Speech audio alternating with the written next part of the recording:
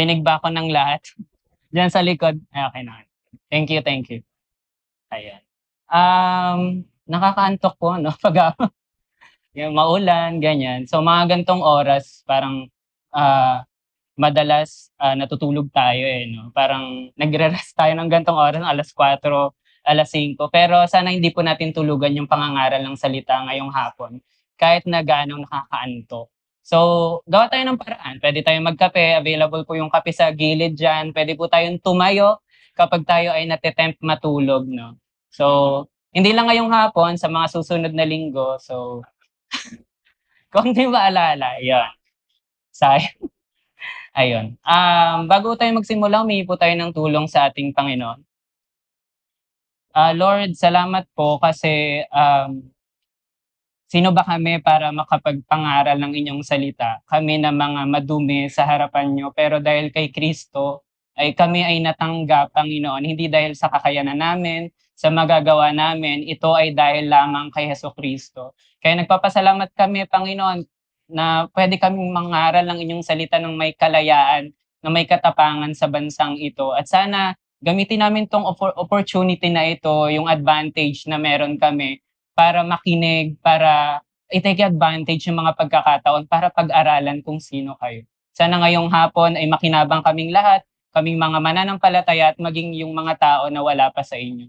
Purihin kayo, Panginoon, gamitin yung tagapangaral nyo, Panginoon, sa tanging pangalan ni Jesus. Amen. Ayan.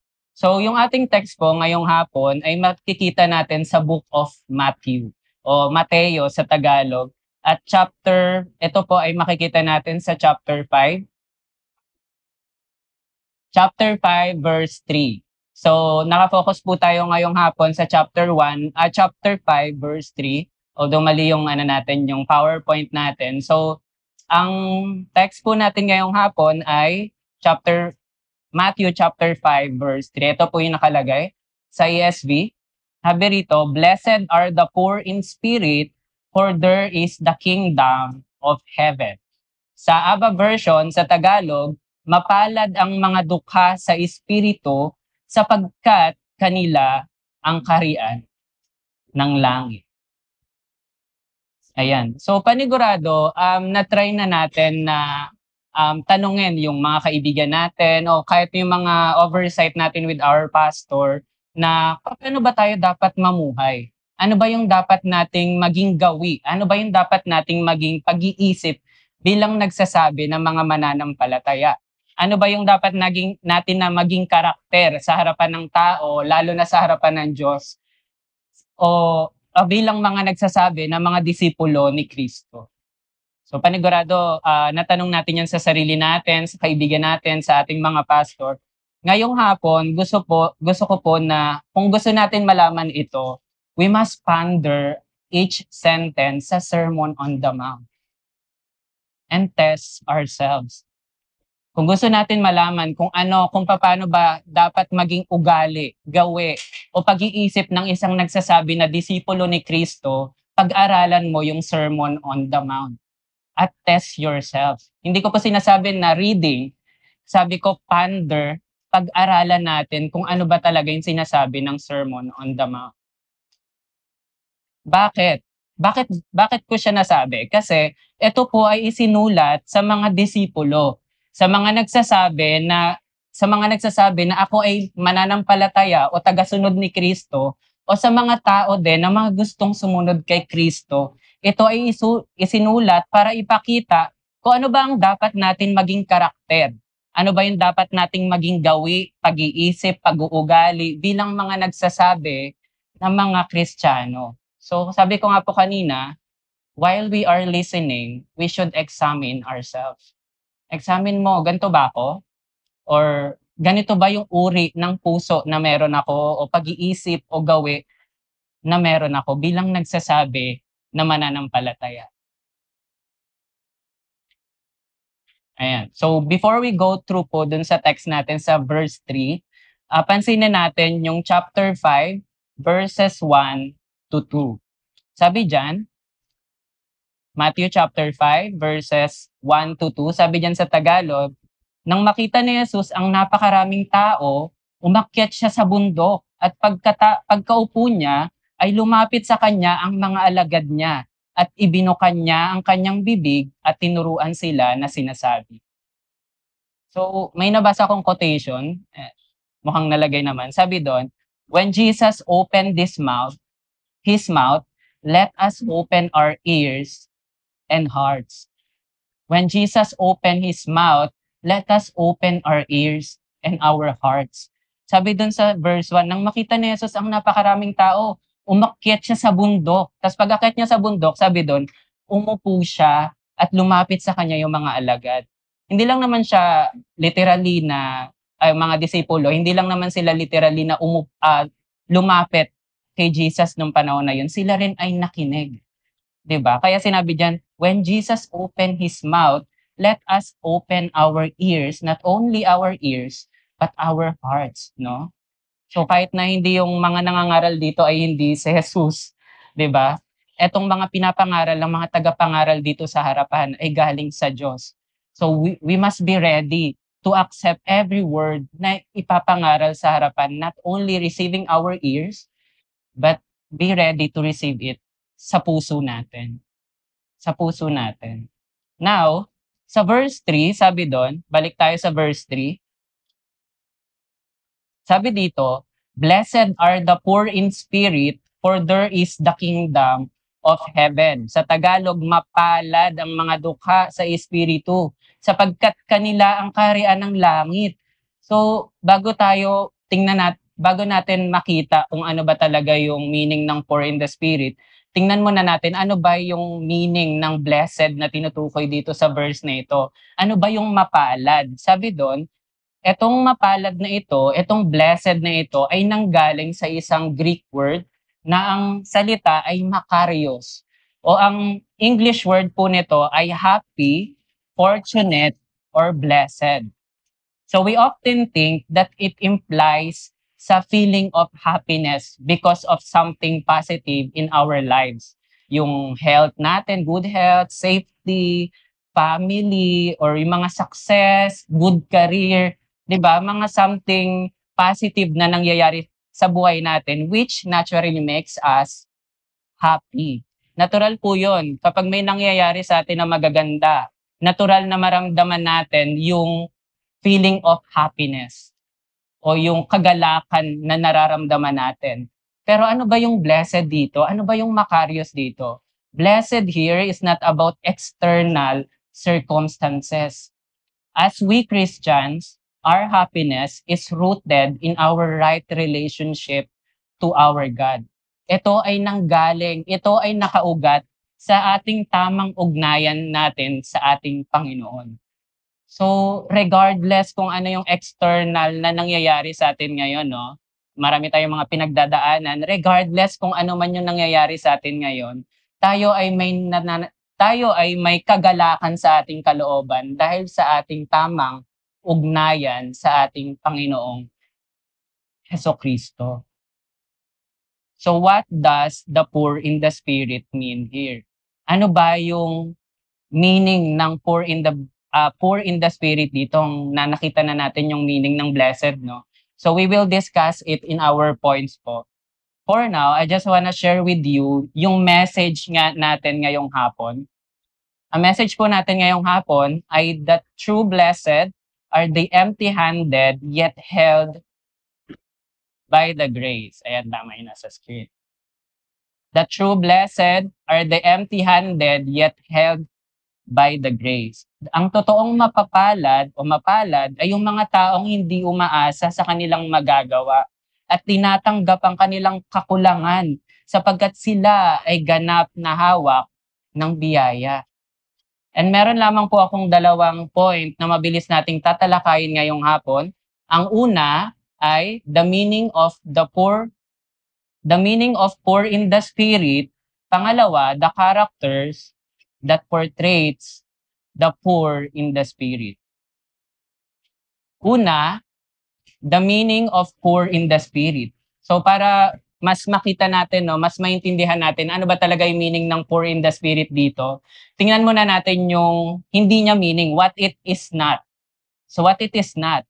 Una, it is not about poverty.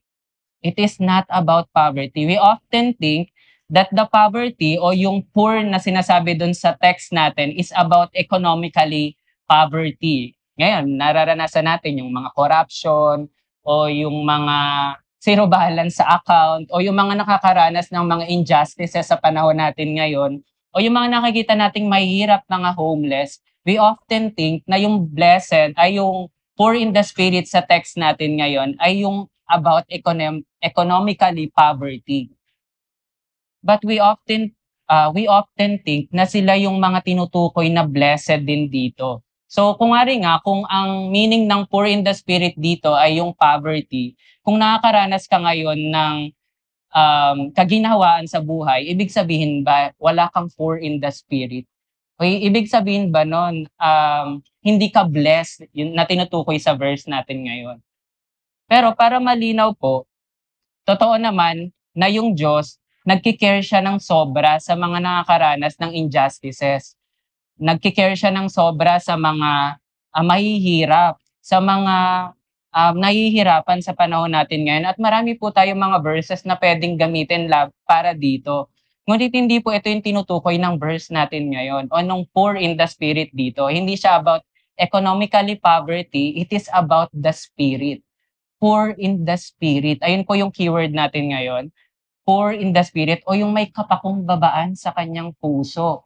Now, bago po natin tapusin tong sub-sub point natin, gusto ko rin linawin na pwede na ikaw ay nakakaranas ng kaginhawaan sa panahon natin ngayon, pero meron kang puso na puno ng kapakumbabaan o poor in the spirit. At pwede din naman ikaw na nahihirapan ngayon, nakakaranas ng injustices ngayon, ay meron kang puso na puno ng kayabangan. It is not about poverty.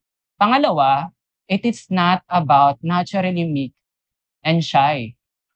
Hindi po ito about sa natural na tao na kilala natin. Pwede nyo po tingnan yung mga katabi nyo. No? So, may mga kakilala tayo na natural na sa mukha nila na parang meron silang kapakumbabaan, parang hindi makabasag pinggan, o meron silang mga quiet spirit, ang sarap-sarap lapitan, di ba? Very open, very welcome. Pero ito pong text natin ngayon, it is not about naturally meek and shy. Hindi po siya yung tinutukoy ng poor in the spirit dito. It is not about the outside appearance na nakikita natin sa tao. It is about recognizing his spiritual bankruptcy. Now, katulad nung sa una kanina, pwede na ikaw ay mayroong mukha ng kapakumbabaan o quiet spirit, pero meron kang puso na puno ng kayabangan. Pwede din naman ikaw na isang tao na merong parang may angking kayabangan sa mukha, pero meron kang puso na puno ng kapakumbabaan. Nakakatawa. Pangatlo, it is not about something to earn to go to heaven. Una, it is not about poverty. It is not about naturally meek and shy. It is not about something to earn to go to heaven. Panigurado, may nag-iisip ngayong hapon, kailangan kong maging mapagkumbaba. Kailangan kong magkaroon ng kapakumbabaan sa puso para makapunta ako dun sa sinasabi dun sa text natin na kingdom of heaven. Kailangan kong i-achieve yung behavior na may kapakumbabaan para makapunta ako sa langit. Panigurado may nag-iisip po ng ganyan. Pero gusto ko pong sabihin, gusto ko pong linawin, kaya po inuna tong blessed na ito, kasi gusto niyang ipakita sa atin na hindi natin to magagawa in our own. Kahit maging mabait ka pa, kahit magkaroon ka pa ng peaceful na mukha, quiet na mukha, hindi mo siya magagawa sa sarili mo. Hindi mo siya ma-achieve in your own.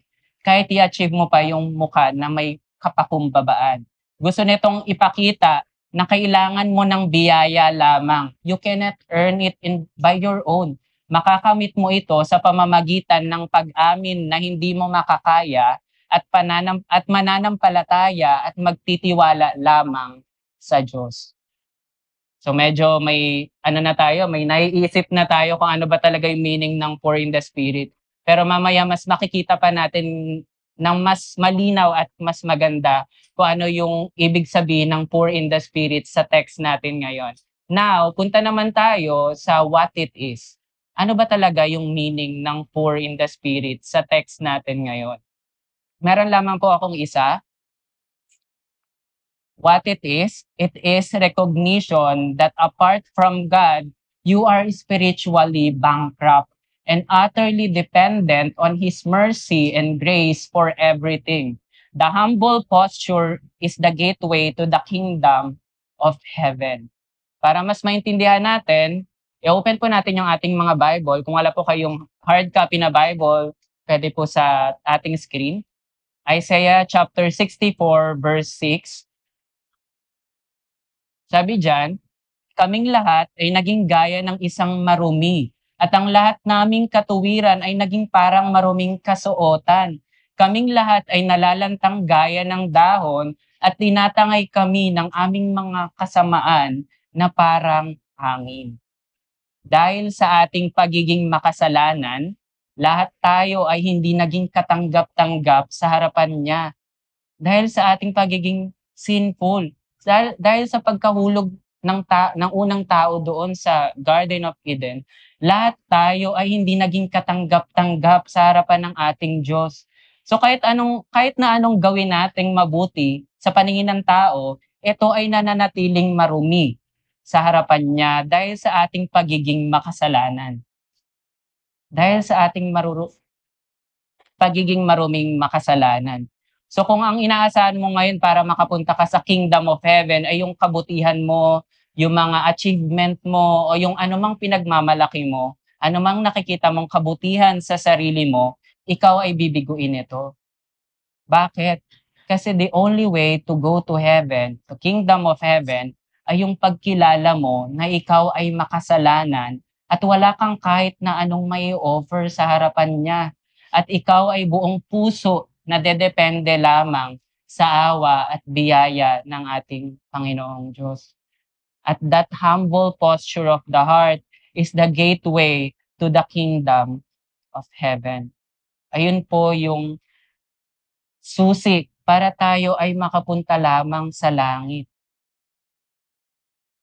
So bago po tayo mag-proceed sa last point natin, gusto ko pong tanungin ninyo yung inyong mga sarili, ganito ba yung uri ng puso na meron ka? Meron ka bang posture ng puso na ganito na meron ka ngayon? Ngayon, para mas maging malinaw pa, tingnan naman natin yung mga character na ipinakita sa Bible ng nagpapakita ng poor in the spirit o spiritual bankruptcy. Pangalawa, the characters that portrays the poor in the spirit. The characters that portrays the poor in the spirit. Meron lamang po akong tatlo. Una, contrition. Ang pinili ko po ditong character ay si King David. Ano ba yung contrition bago tayo mag-proceed? Ang contrition po ay yung act of repentance. Act of yung pagsisisi sa puso. Alam naman natin kung ano nangyari kay David, ano?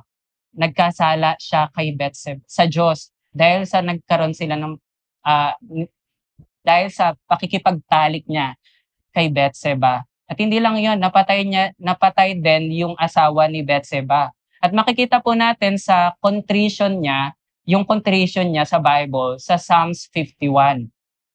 So,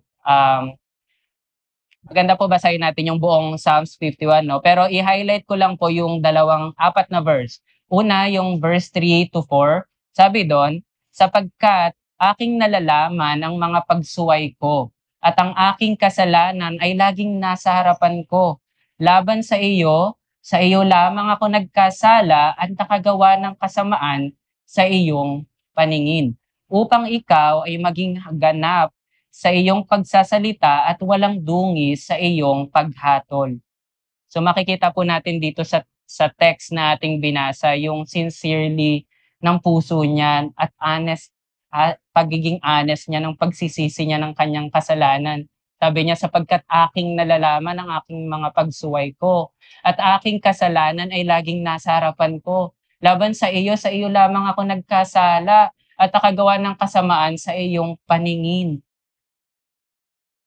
So, hindi na siya gumawa po ng mga dahilan o mga excuses para takpan yung ganitong kasalanan ano. At hindi na rin siya nag-alay pa ng alay pang kasalanan para takpan yung kasalanan na nagawa niya 'no. So, puwede natin 'tong mai-apply sa'tin ngayon. 'Pag mga nagkakasala tayo kahit sa kapwa natin, sa harapan ng Diyos, gumagawa tayo ng mga excuses para takpan yung kasalanan na yun. Hindi lang excuses, gumagawa pa tayo ng mga magagandang, good works, magagandang gawa para takpan yung kasalanan na ito. Pero dito makikita natin yung malalim na understanding ni King David sa kasalanan. Kahit na maliit o malaki yung kasalanan na ito ay nananatiling offense sa harapan ng Diyos. Kaya hindi na siya instead na magdahilan siya, na mag-alay siya o gumawa siya ng magagandang bagay, ang magandang ginawa niya, nagsisi siya sa kanyang kasalanan, sa kanyang puso. At ayan po yung verse na patunay doon.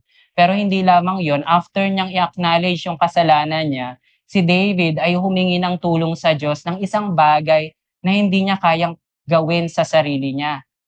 Sabi sa verses 10 to 11 ng Psalms chapter 51, sabi do'n, "Lumalang ka sa akin ng isang malinis na puso, O Diyos, at muli mong baguhin ang matuwid na espiritu sa loob ko." 11, "Sa iyong harapan ay huwag mo akong paalisin, at ang iyong banal na espiritu sa akin ay huwag mong bawiin." Buko Pagkatapos niyang i-repent yung kasalanan niya sa puso niya sa harapan ng Diyos, in-acknowledge niya na the only remedy lamang, the only hope lamang para malinis siya sa kasalanan na iyon ay yung awa lamang at biyaya lamang ng Diyos. So magandang examination pa rin ito sa atin ano, katuwing tayo ay nagkakasala.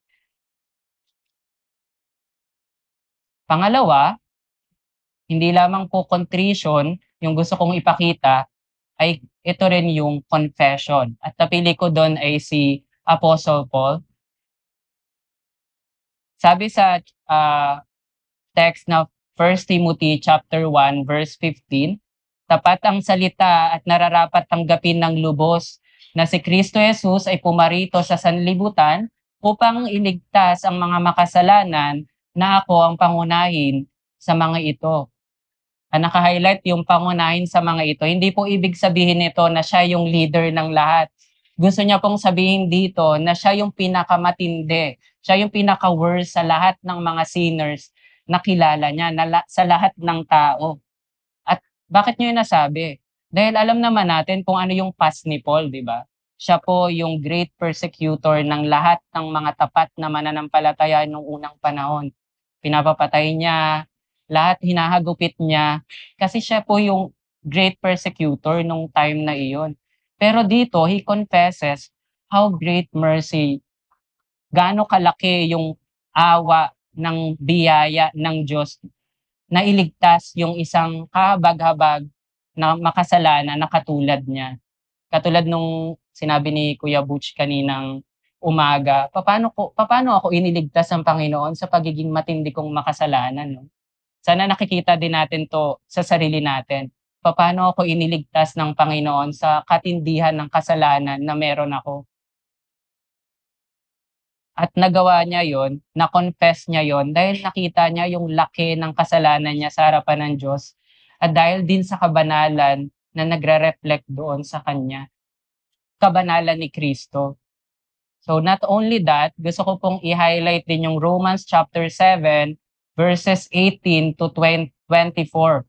Sabi doon, "Sapagkat nalalaman ko na walang mabuti na nananatili sa akin, sa makatuwid ay sa aking laman.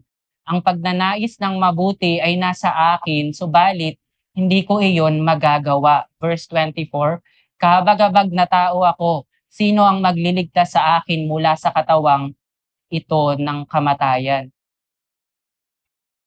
Kinonfess niya sa verse 18 kung ano i-confess yung kawalan niya ng kabutihan na nananatili sa sarili niya. Ipinakita niya dito yung kung gaano kamakasalanan siya sa harapan ng Diyos.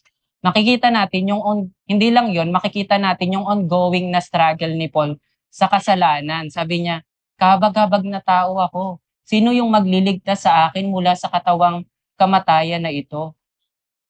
At kinonfess niya din dito na ang Diyos lang yung kayang magligtas sa kanya, sa buhay niya, doon sa katawang makasalanan na meron siya.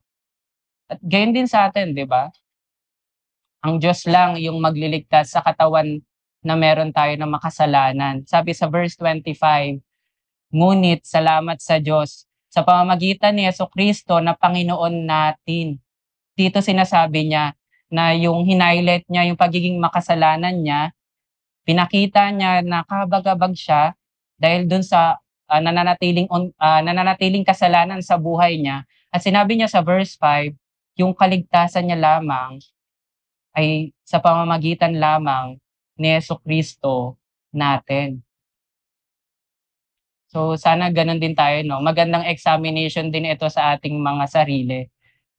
So pangatlo at panghuli, complete reliance. At napili ko po dito yung tax collector, ang complete reliance o sa Tagalog ay kumpletong pagtitiwala. Basahin po natin yung Luke chapter 18 verses 9 to 14.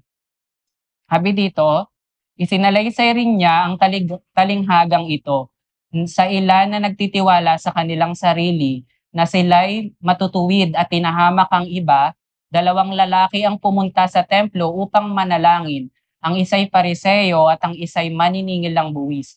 Ang Pariseo ay nakatayo at nananalangin sa kanyang sarili ng ganito, Diyos, pinapasalamatan kita na hindi ako gaya ng ibang mga tao na may mangingikil, mga di makatarungan, mga ngalunya, o gaya man ng maniningil ng buwis na ito.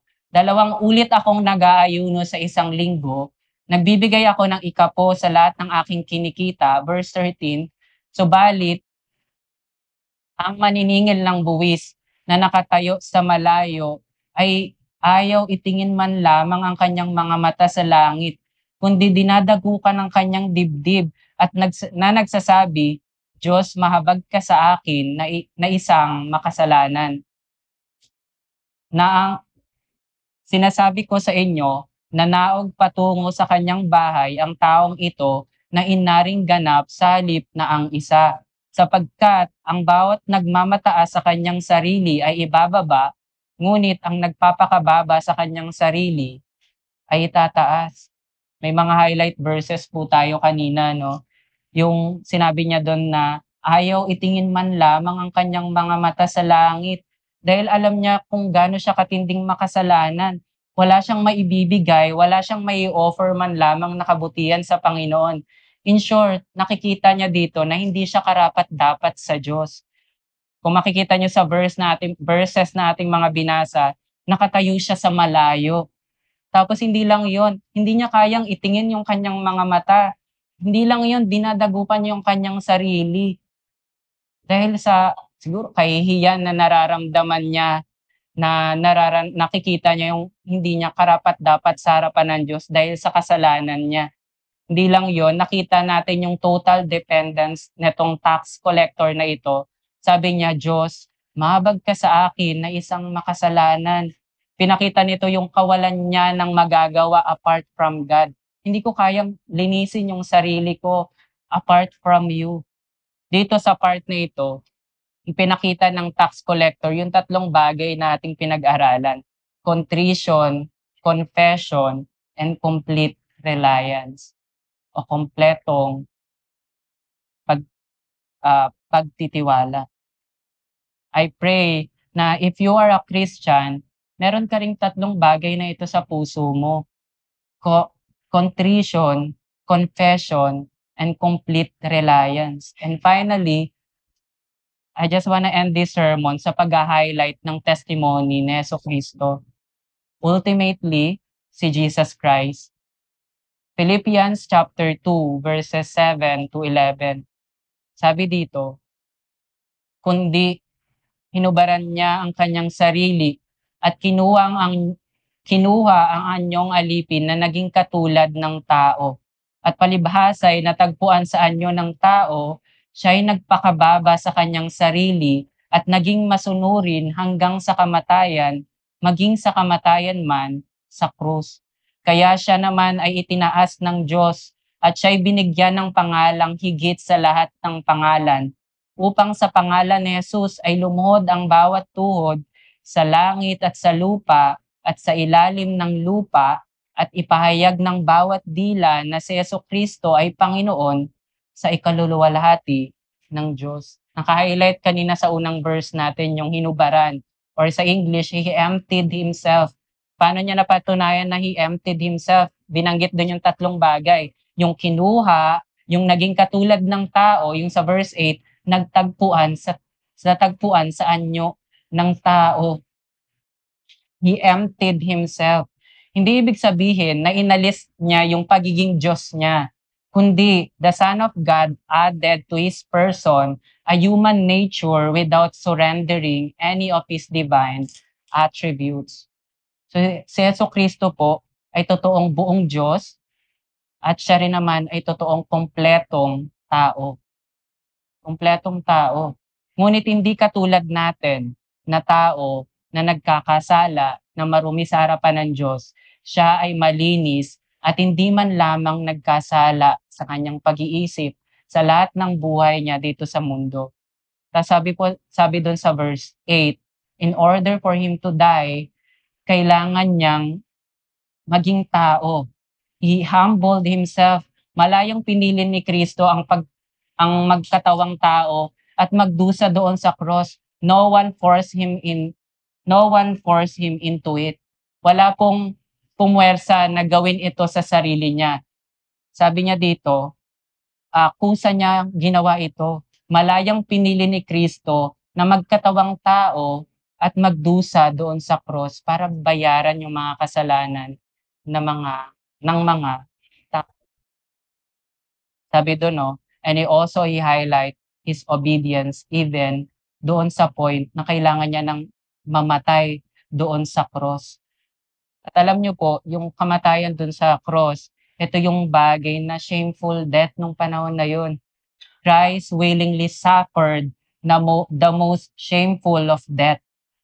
Sabi sa Romans, hindi na po natin babasahin, sa Romans chapter 3 verses 21 to 26, makikita natin doon yung katuwiran ni Kristo. Inilarawan kung papaano pinawi ng cross yung galit at puot ng Diyos laban sa mga tao. Hindi yun dahil sa nagawa natin, sa kabutihan natin, napawi yung puot at yung galit ng Diyos dahil yun sa katuwiran na si Jesucristo. The end, yung panawagan po sa ating mga nagsasabing mananampalataya, balik-balikan natin yung ginawa ng Panginoon nating Jesucristo doon sa cross, nang sa ganon manatili tayong mapagkumbaba. Hindi ito dahil sa kakayanan natin, ito ay dahil sa Kanya lamang. Para sa mga hindi mananampalataya na nandito, paulit-ulit pa rin po yung panawagan para sa ating lahat. Hindi nyo po kayang iligtas sa inyong sarili kahit gaano ka ba kabuti sa harapan mo. Only by the blood of Christ alone. Let's pray. Lord, thank you po sa hapon na ito. Dahil dito nakita namin na yung kasalanan na meron kami at higit doon, Panginoon, yung ginawa ni Jesucristo doon sa cross. At kung hindi dahil dito, Panginoon, kami ay hindi maliligtas. Kaya nagpapasalamat kami kasi hanggang ngayon, ino-offer pa rin ito sa mga taong wala pa sa inyo. At nagpapasalamat kami kasi dahil dito, Panginoon, pwede naming balik-balikan yung cross na yon para makapagpatuloy sa mundong makasalanan na ito, Panginoon. Purihin kayo sa pangaral ng inyong salita. Sa tayong pangalan lamang na Jesus. Amen.